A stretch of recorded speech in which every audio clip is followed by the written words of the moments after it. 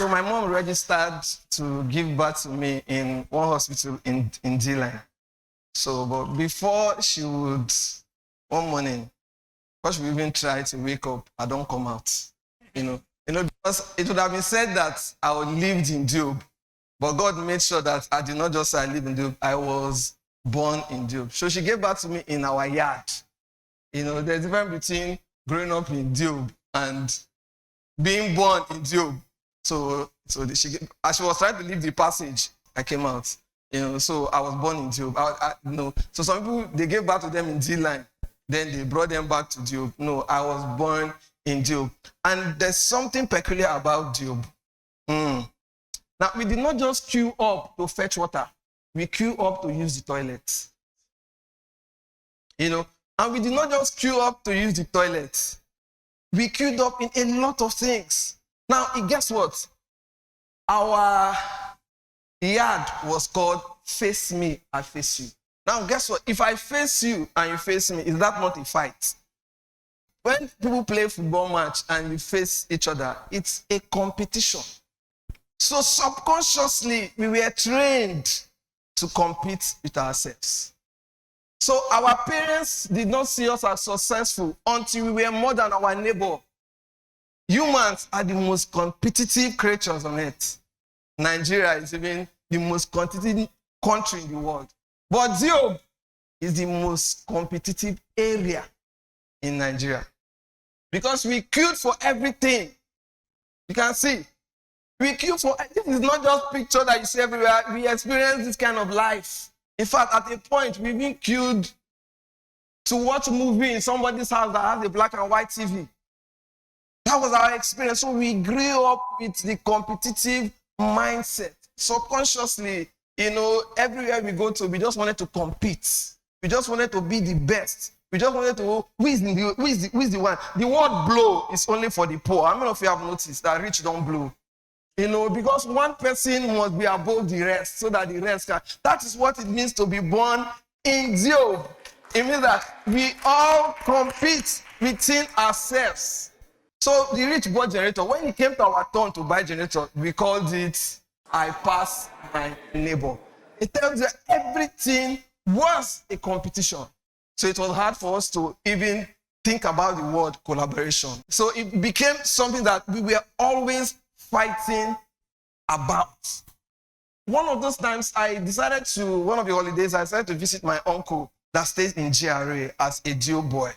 And as I got to that my uncle's house, I sing, and I started singing, and I saw a young boy that said, I'm a producer. I would like to produce you. I said, how much? He said, no, I'm a producer and you're a singer. We can do it together. So for the first time, I saw collaboration. So what he told me is, the rich collaborate, the poor compete. So in the grand scheme of things, the rich will always find collaborations, and the poor will always find who is the richest in the room. So if you notice, at best, what the poor do is cooperation. That's why it's only poor people that have a lot of cooperative. Exactly. Because they always want to come together for individual needs, because collaboration must kill your ego.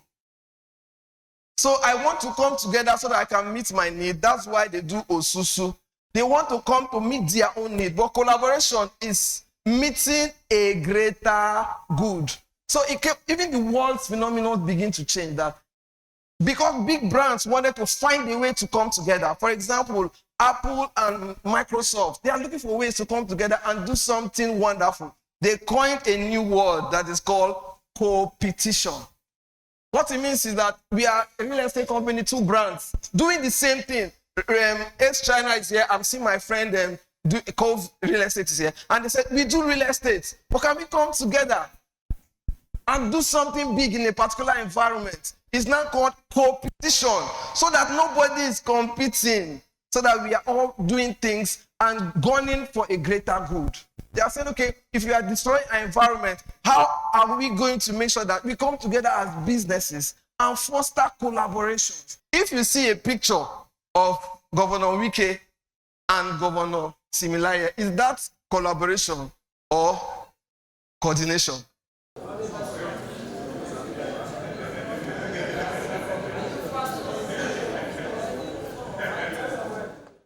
So if you see a picture of Governor Sim and Edison Eyi, what would you call that? Collaboration.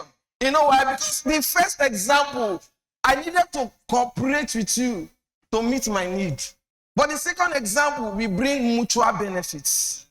So some years ago, I acquired the property. I wanted to start a farm, and I didn't have the farming skill, and I didn't have the time to start learning how to farm, maybe go to read agriculture and all that. And I decided that I am going to, get somebody that is into agriculture. The first problem of collaboration is that you must jettison ownership.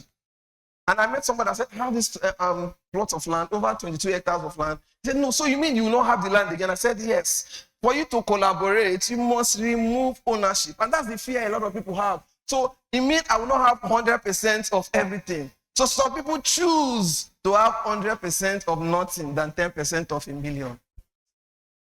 Because of the fear to give out what you have. So I called an agricultural firm. I said, I have 22 hectares of land. I really want to farm. I don't have the expertise. You have the machines. You have the skill. Can I give you 20% of the land? Then you will farm and we'll share the proceeds. I would have shown you the picture of the farm. Now, the farm is already done. The planting has gone up. Very soon we will harvest. Now, imagine that I had that dream in my mind to farm. And I didn't have the skill. And I was not willing to give away part of what I had. This is what collaboration is. Collaboration means find somebody as hungry as you are and come together for a greater good. Find somebody that wants what you want desperately, and both of you can come together for a greater good. Collaboration is what we need in a place like Job. Collaboration is what we need in a country like Nigeria. Because you know what? At every point in our life, you either have money, time, or cash. Now, when I say cash and money, they're not the same. So you notice that those that have time don't have money. And those that have money don't have time. So if what you have is the skill, you find who has time. If what you have is money, what you call employment is people that don't have time, that buys your time with money. So it means that even your employer collaborated with you. He bought your time over. And you're working for him, spending 24 hours, and he's paying you because he doesn't have it. So if you can learn collaboration becomes the new competition. So that a candle will not lose light when he lights another man's candle. In Job, if you have your candle, you make sure that your neighbor does not light from that candle because you don't want to lose light. But your candle will not lose light when he lights another man's candle. Now, as a Job boy, remember those days that we go to the river to fish. We catch Isam, Ofingo, and we know the names. What I've learned and what I've noticed is that if you look at the fishes, how they swim, you will notice that the big fishes do not swallow the small fishes. The big fishes swallow the slow fishes. I'm going to say that again. The big fishes, they don't swallow the small fishes. The big fishes swallow the slow fishes. So before those ideas in your head will stay and die, find somebody to collaborate. And the world is growing really fast. What it means is that before your idea will even gain value, someone else is doing it because the big fishes will always swallow the slow fishes. And no one of us is stronger and better than all of us. Thank you.